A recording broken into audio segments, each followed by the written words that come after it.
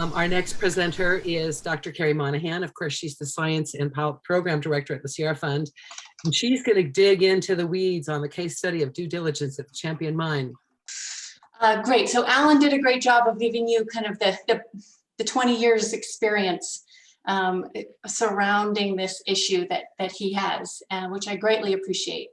And what my attempt to do here is to kind of drill down on what is Sierra Fund trying to say? What are we recommending actually? And we're recommending that informed assessment be a part of these projects. And let's see.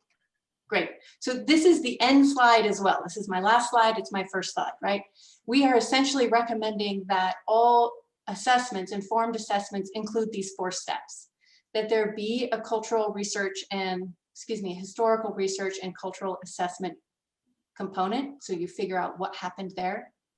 That inform the hazards assessment and environmental sampling that take place on that site. That there be an analysis of the results compared to the California Human Health Screening Levels, or CHISLs, and that the assessment include recommendations and next steps. So some parts of this always happen, I guess, with phase 1s or with projects, but rarely do all of these come together in a holistic way, the way I'm going to describe to you that we experienced them at the Champion Mine site. And just so I don't get behind, you saw this slide, there are lots of mines in California. To Sierra Fund, really our role is to try and fill these critical data gaps so that we can inform policy and best practices. So I'm going to give you a case study at the Champion Mine site and what we learned there, and how that led to this informed assessment methodology. And that was a pilot project we picked because we started to see these inconsistencies with the opportunity to clean up abandoned mines. So very simply put, there are a lot of abandoned mines in California. Mines have both physical and chemical hazards. And what was once an active mine might now look like a forest. What's the real problem and why do we care? Well, there's an exposure to heavy metals and dust from inhalation from the waste rock that is often still present at these mine sites. And that waste rock has been used in a sundry of different ways. So the highly mineralized material was brought up from the depths of the earth, crushed in the stamp mills, the gold was extracted, and other heavy metals were left on site, which can have lead, arsenic, cadmium, chromium, and other hazardous substances like asbestos in them. That waste rock was really used in a large number of places and for many different things. It was used in construction. So sometimes, even though you're not at an abandoned mine site, that site might have received some of those tailings before it was understood, and then the exposure can occur there during dusty activities. So that's the quote, why we care about this, where the rubber hits the road with people. So once again, we're going to talk through each one of these steps of an informed assessment. At the Champion Mine site, it operated for almost 70 years and more than $20 million of gold was recovered from the site. It's a really interesting site because innovative techniques were developed there, like chlorination works. It's currently the location of the historic Providence Champion Mine complex and the location of a new segment for the Deer Creek tributary. It's also a riparian ecosystem with access to the creek. It's within walking distance to Nevada City, and it's valuable wildlife habitat. So prior to purchasing or acquiring this property, this 32-acre parcel on Deer Creek near Nevada City, right? What could be wrong? I mean, look at that. It's 32 acres. It's on the creek. It's near Nevada City. It should just, could be anything really. Well, except for when we start to understand what happened there, it starts to become clear that this site was really heavily impacted.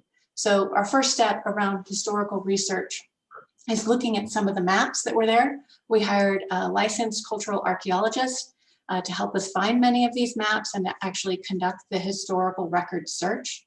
This is the Lindgren maps from 1887. And what you're looking at is obviously the boundary of the property and then the actual buildings and where they were. Their names of the major ones: Wyoming Mill, Providence, Champion, Mountaineer is here.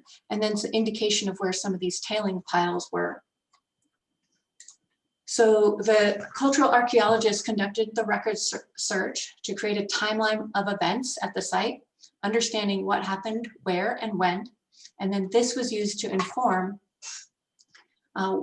well, this information could be used to inform if there's a potentially responsible party.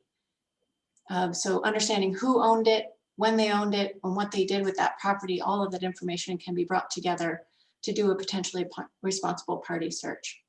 But we used it to try and help identify where contamination was likely to be found. One of the most informative maps we found were the Sanborn maps.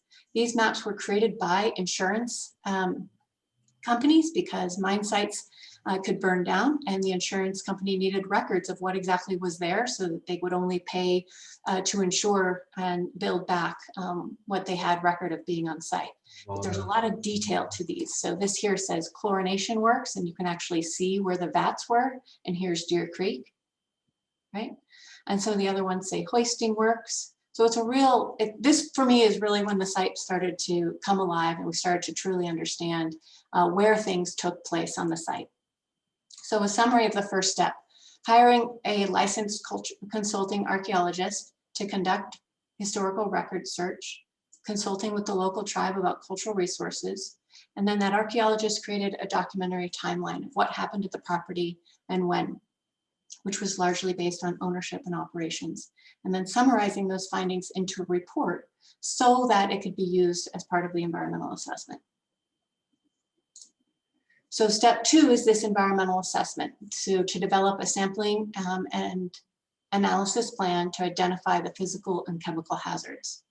The goal of the sampling and analysis plan is to find contamination if it's there, to find physical hazards on the property, to determine the extent of any identified hotspots, and to develop estimates for remediation costs. That ends up being a really key piece that helps the appraiser use that information that's developed as part of the environmental assessment.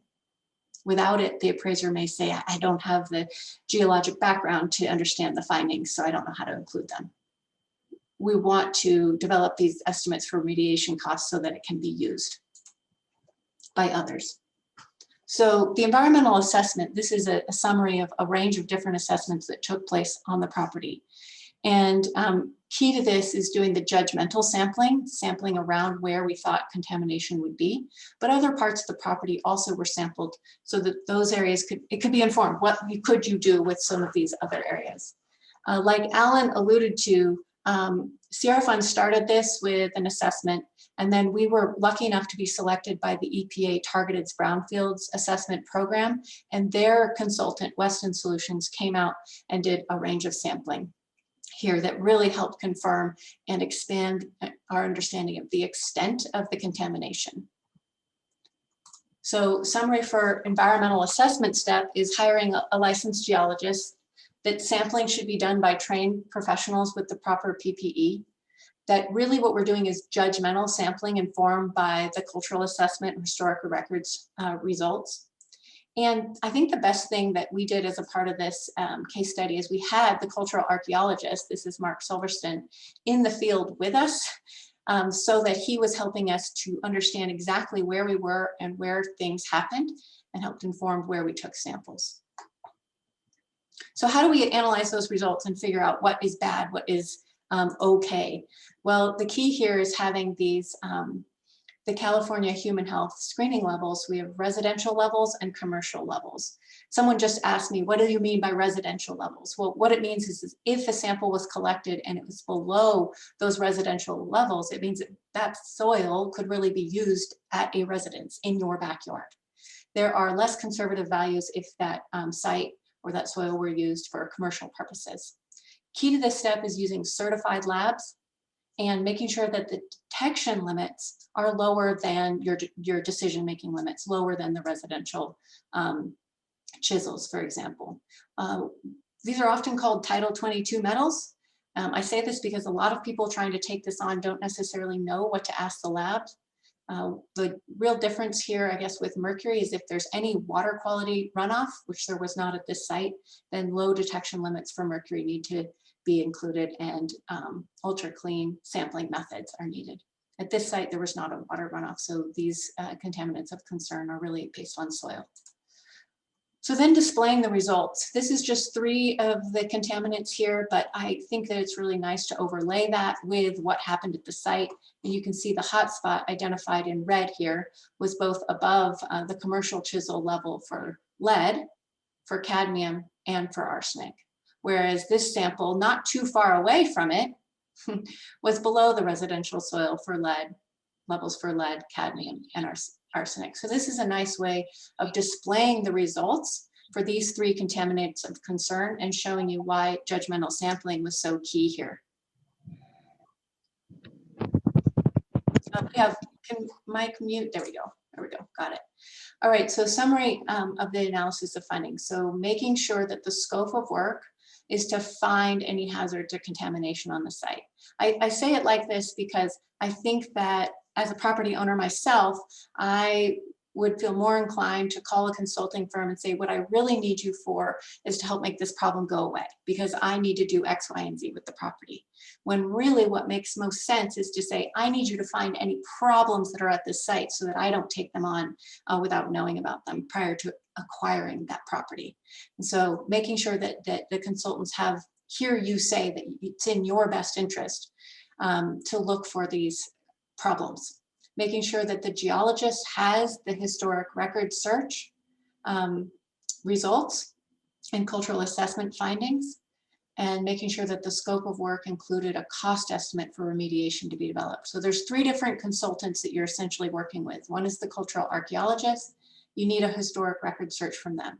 The other is a geologist, and you need the environmental assessment from them. And then essentially there's an appraiser involved, and that appraiser can't use the results of either of these previous steps unless there's something that relates to money. So we need to push the consulting firm to please help us estimate what it would cost to clean up what you find.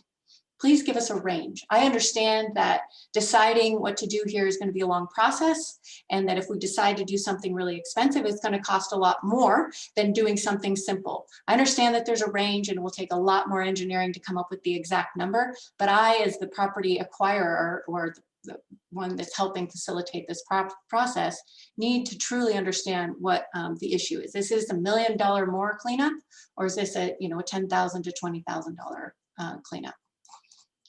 And that's actually the only thing of the assessment report that the appraiser can use. So finally, the last step, just 2 more slides, Izzy. We want the process to come up with recommendations for next steps. So informed assessment should include recommendations so that we can use the remediation costs to inform the purchase price. So we have an asking price. We need to know that cost of remediation so that we can come up with that offer price. We want to make sure the appraiser has the environmental assessment report and that includes cleanup costs. We want to plan future use around cultural resources and around any unmitigable hotspots. And we need to help identify resources to remediate the physical and chemical hazards at the site. So in this case, we have the EPA Brownfield funds. And we'll talk more about this next week, but how to create that purchase agreement that really clarifies the liability. So in summary, my last slide, same as my first. An informed assessment means that there is historical research about what happened here, coming up with a timeline of events. There's environmental sampling, a hazards assessment to figure out what the physical and chemical hazards are on the site today, even though it might not look like anything is there at all. That we analyze those results according to the California Human Health Screening levels, and that we come up with recommendations for next steps. With that, I'd love to take questions.